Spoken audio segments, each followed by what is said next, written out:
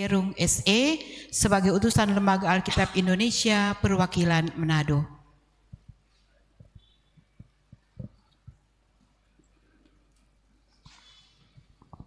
Shalom, damai di hati.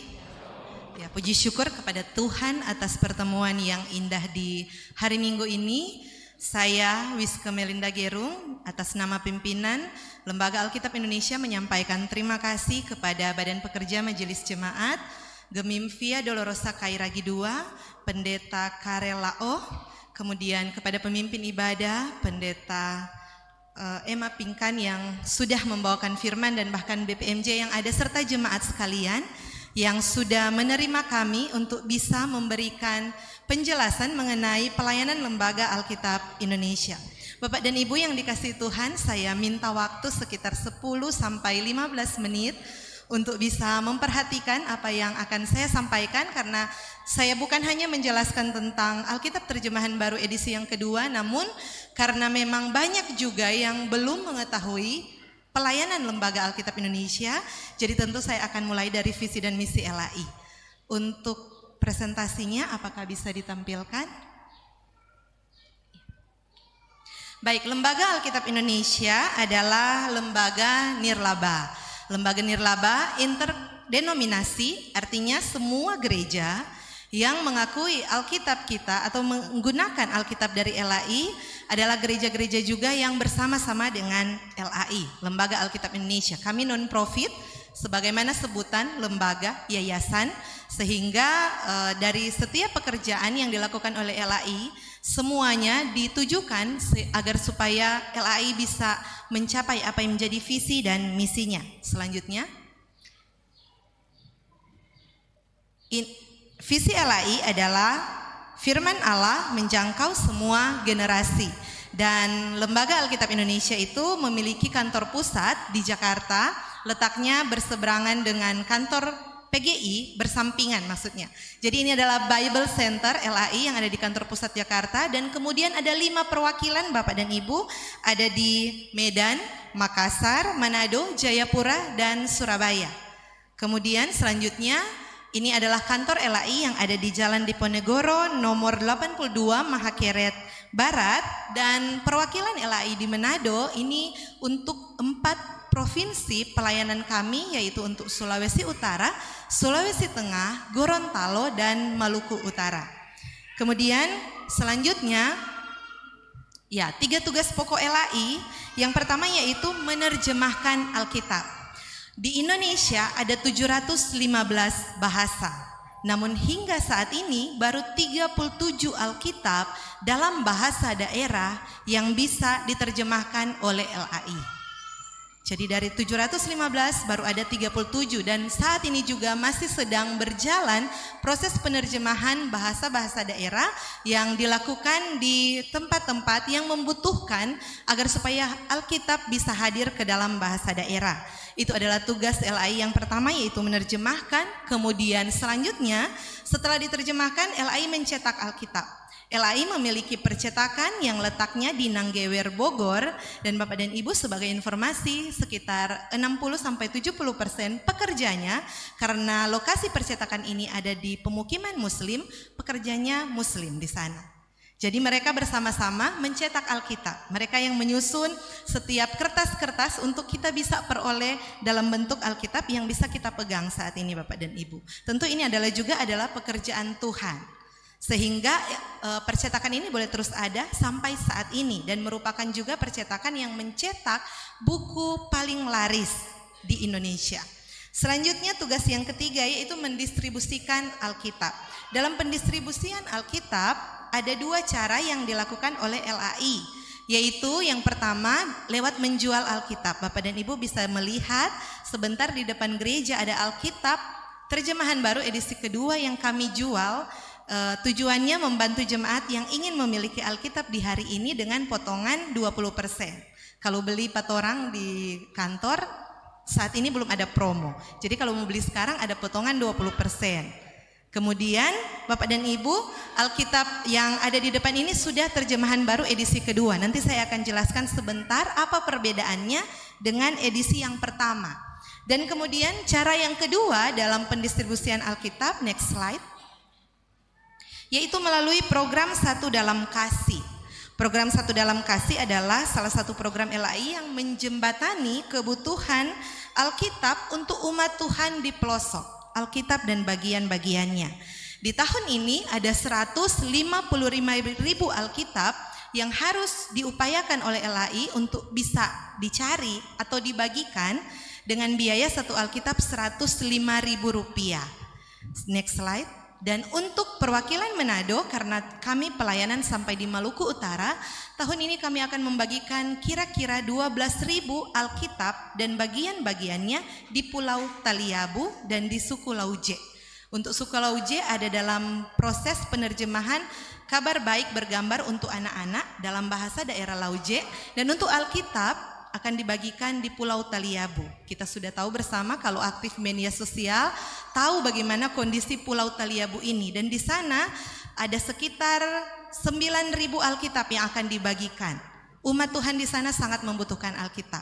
Itulah tadi sudah dilaksanakan mungkin pundi ekstra untuk mendukung program LAI. Namun juga kami mau mengajak jika ada Bapak Ibu, Saudara-saudari, keluarga yang tergerak untuk mendukung secara pribadi, nanti boleh menghubungi saya. Satu Alkitab Rp105.000 Bapak dan Ibu. Dan program ini terus terlaksana. Dan tentu harapan kami adalah kami bisa membagikan Alkitab di tahun ini sebanyak 12.000 Alkitab dan bagian-bagiannya di Pulau Taliabu. Selanjutnya kita beralih ke terjemahan baru edisi yang kedua. Gambar ini adalah ketika terjadi peluncuran Alkitab pada tanggal 9 Februari 2023 di Jakarta dan 28 April 2023 di Manado, yang dihadiri oleh gereja-gereja yang menggunakan Alkitab. Gereja Ortodoks, Gereja Advent, Bala Keselamatan, Protestan, Pantekosta. Begitu banyak gereja yang menggunakan Alkitab karena memang untuk Indonesia hanya mengakui naskah terjemahan Alkitab dari LAI. Kecuali gereja-gereja yang kita lihat gedung-gedung jw.org. Itu adalah gereja-gereja Yahweh yang mereka menggunakan teks LAI, mengganti kata Allah dengan Yahweh. Dan menganggap bahwa mereka yang benar. Mereka itu tidak menggunakan Alkitab LAI. Jadi Bapak Ibu hati-hati dengan persekutuan, karena seringkali ada hal-hal yang tidak sesuai dengan doktrin gereja kita.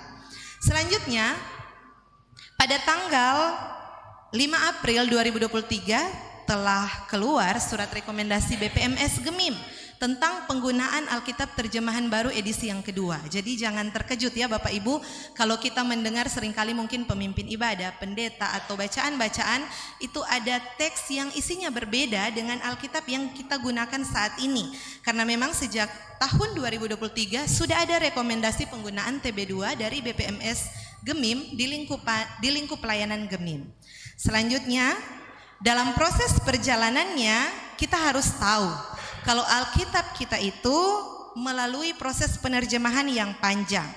Sejak tahun 1952, Alkitab TB1 yang Bapak Ibu masih gunakan, yang sama dengan dibacakan tadi waktu khotbah perenungan firman Tuhan, itu sejak 1952 itu telah dilakukan upaya penerjemahannya. Kemudian di saat itu sambil menunggu terjemahan baru satu ini rampung, terbitlah Alkitab terjemahan lama. Alkitab terjemahan lama Bapak dan Ibu yang dikerjakan oleh Klinkert, yang sebenarnya Alkitab terjemahan lama ini dimulai dari tahun 1879. Next slide. Ya, kita akan melihat di sini ada teks Alkitab dalam Kejadian pasal 1 ayat 1 sampai 2. Kalau untuk oma-oma dan opa-opa mungkin masih ada yang sempat memegang Alkitab yang teksnya masih pakai kata TJ. Jadi ini adalah naskah Kejadian 1 ayat 1 sampai 2.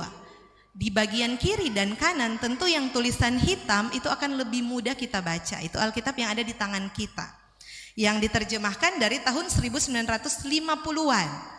Kemudian disahkan atau digunakan tahun 1974. Jika dihitung tahun dari 1950-an hingga 2025, sudah ada sekitar 70 tahun bahasa di Alkitab kita. Sangat tua ya Bapak dan Ibu. Dan firman dalam Kejadian 1 ayat 1 sampai 2 ini firmannya sama Bapak Ibu. Sehingga firman-Nya tidak berubah, bahasanya yang berubah. Saya tekankan ya, firman-Nya sama. Sumber Alkitab kita untuk perjanjian lama itu dari bahasa Ibrani dan Aram. Firman-Nya sama. Ketika kalau misalnya tahun 1879 kita masih menggunakan Alkitab 1879 atau 1952 tadi, hingga saat ini kira-kira masih mampukah kita membaca yang warna merah itu, bahwa pada Moela pertama dijadikan Allah akan langit dan boemi, maka boemi itu lagi campur baur adanya, yaitu suatu laut yang ketutupan kelam kabut.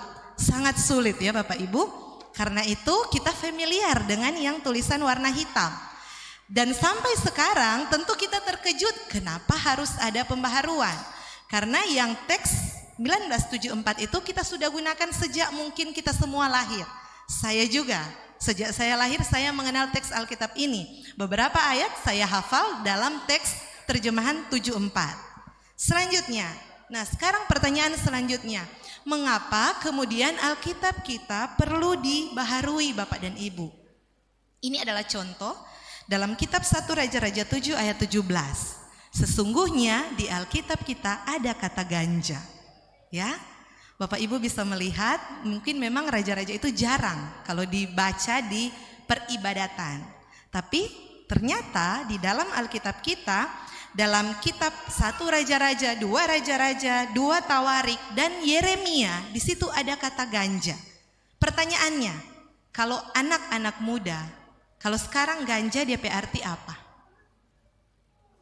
Ya, orang tua pun sekarang ganja lebih diartikan sebagai obat-obatan terlarang, narkotika. Nah, di Alkitab ada kata ganja. Kita melihat dari ayat ini Bapak dan Ibu. Jadi dulu kata ganja di Alkitab itu diambil atau disadur dari bahasa Jawa yaitu gonjo. Gonjo artinya tiang, kepala tiang atau balok. Nah waktu itu masih lazim dipahami ganja itu adalah tiang atau kepala tiang atau balok. Sekarang ini sudah ada pergeseran bahasa sehingga kita tidak lagi memahami apa arti kata ganja. Karena itulah salah satu alasan sehingga LAI melakukan pembaruan Alkitab terjemahan baru edisi yang kedua. Sehingga di Alkitab yang baru yang ada logo biru seperti ini, atau bisa lihat juga kalau tidak ada logo biru di bagian depan naskah terjemahan TB2 itu tidak ada kata ganja. Bapak Ibu bisa melihat seperti yang ada di slide ini. Jadi semua kata ganja sudah digantikan dengan kata tiang atau kepala tiang yang berasal dari bahasa Ibraninya koteret. Kalau bahasa Indonesianya tiang atau kepala tiang. Jadi dilihat dari bahasa asli, kemudian digunakan bahasa saat ini. Selanjutnya, ada 4 dasar pembaruan di terjemahan baru edisi yang kedua, yaitu yang pertama tentang ejaan dan penulisan, kedua kosakata, ketiga pembaruan dari segi penerjemahan, dan yang keempat menyangkut interpretasi dan teks-teks sumber. Tentu 4 poin ini jika akan saya jelaskan akan membutuhkan waktu yang panjang. Jadi kalau ada yang ingin tahu lebih lanjut boleh menghubungi saya. Ada link yang bisa kami bagikan yang berisi penjelasan detail mengenai 4 poin ini. Kemudian saya hanya akan memberikan contoh seperti yang pertama dalam Keluaran 8 ayat 25. Selanjutnya silahkan dilihat Bapak dan Ibu, mudah-mudahan masih bisa terbaca, tapi saya bacakan ya. Keluaran 8 ayat 25 di Alkitab terjemahan baru, lalu Firaun memanggil Musa dan Harun serta berkata, "Pergilah, persembahkanlah korban kepada Allahmu di negeri ini." Nah, kata korban saat ini kita lebih memaknainya sebagai akibat dari sesuatu hal. Kalau korban, padahal yang dimaksud di ayat ini adalah persembahan kepada Tuhan. Sehingga di Alkitab TB2 kata korban jika maknanya berarti akibat dari sesuatu menjadi korban, tetap korban. Tapi jika maknanya persembahan kepada Tuhan menjadi kurban. Dibedakan supaya lebih mudah dipahami. Selanjutnya dalam Amos 5 ayat 7 di sana ada kata ipuh Bapak dan Ibu. Di terjemahan baru, hai kamu yang mengubah keadilan menjadi ipuh dan yang mengempaskan kebenaran ke tanah. Nah karena kata ipuh ini kalau orang mau paham mesti lihat di Google Stop. Apa itu IPU? Nah, di TB2 sudah diperjelas, hai kamu yang mengubah keadilan menjadi racun pahit dan yang mengempaskan kebenaran ke tanah. Kata racun pahit berasal dari bahasa asli Ibrani la'ana yang artinya memang sejenis getah pohon, sejenis pohon yang getahnya pahit. Sehingga disesuaikan dengan teks Alkitab, IPU menjadi racun pahit. Selanjutnya dari segi penerjemahan Bapak dan Ibu, dalam kitab Perjanjian Baru, Kisah Para Rasul pasal 26 ayat 14, di sana ada kata galah ransang. Ketika Rasul Paulus melakukan, waktu itu masih Saulus melakukan perjalanan ke Damsyik, ada ayat di sana, Saulus, Saulus, mengapa engkau menganiaya aku? Sukar bagimu menendang ke galah ransang. Kata berubah itu seharusnya tidak ada di situ, typo. Sukar bagimu menendang ke galah ransang. Nah, galah ransang ini kalau terang cari di kamus tidak ada Bapak Ibu. Jadi waktu itu digunakan sebagai padanan kata dari bahasa Yunani yaitu kentron. Dan karena sudah tidak dipahami, LAI kemudian menggantinya menjadi menentang dia yang berkuasa atasmu. Sesuai konteks pembacaan Alkitab. Yang terakhir adalah pembaruan menyangkut interpretasi dan teks sumber. Kita akan lihat contohnya dalam Bilangan pasal 4 ayat 8. Di teks terjemahan baru, di atas semuanya itu mereka harus membentangkan sehelai kain kirmizi, lalu menudungnya dengan tudung dari kulit lumba-lumba. Nah Bapak dan Ibu, waktu itu penerjemah mungkin agak sulit memperoleh kata yang paling pas untuk bisa menerjemahkan kata takas dalam bahasa Ibrani yang memang sebenarnya artinya tidak diketahui lagi. Sehingga mereka memilih kata lumba-lumba untuk bisa menjelaskan tentang isi bacaan ini dalam konteks bacaan di saat itu. Nah, karena ada pembaruan dari sumber-sumber penerjemahan, karena kita ketahui penerjemahan Alkitab itu selalu berjalan progresif ke depan. Karena kalau misalnya ada naskah temuan baru di gua-gua, itu pasti akan ada pembaruan dari teks-teks sumber Alkitab. Sehingga melihat hal itu, LAI tidak lagi menggunakan kata lumba-lumba di ayat ini karena ternyata tidak tepat, namun menggantinya dengan kulit halus. Mungkin secara analogi bisa tepat ya, karena kan lumba-lumba kulitnya juga halus. Tapi agar supaya lebih tepat sesuai dengan makna asli Alkitab, maka sekarang digunakan kulit halus. Demikian, ini adalah akhir dari penjelasan saya. Sekali lagi Bapak dan Ibu, kami hadir, LAI hadir menerjemahkan TB2 itu untuk membantu umat supaya bisa lebih memahami Alkitab. Bukan sebaliknya, bukan untuk membingungkan. Jadi semoga bisa dipahami dan diterima. Namun jika ternyata ketika membaca menemukan hal-hal yang mau dipertanyakan, bisa menghubungi kami. Kami ada di Facebook LAI Perwakilan Manado, ada juga di Instagram LAI Perwakilan Manado, atau bahkan bisa WA juga ke nomor-nomor yang ada untuk kemudian kami tanyakan kepada penerjemah yang memang berkantor di kantor pusat di Jakarta. Kalau di Manado itu tidak ada yang punya latar belakang penerjemah. Jadi memang harus ditanyakan kepada yang ahli yang ada di kantor pusat.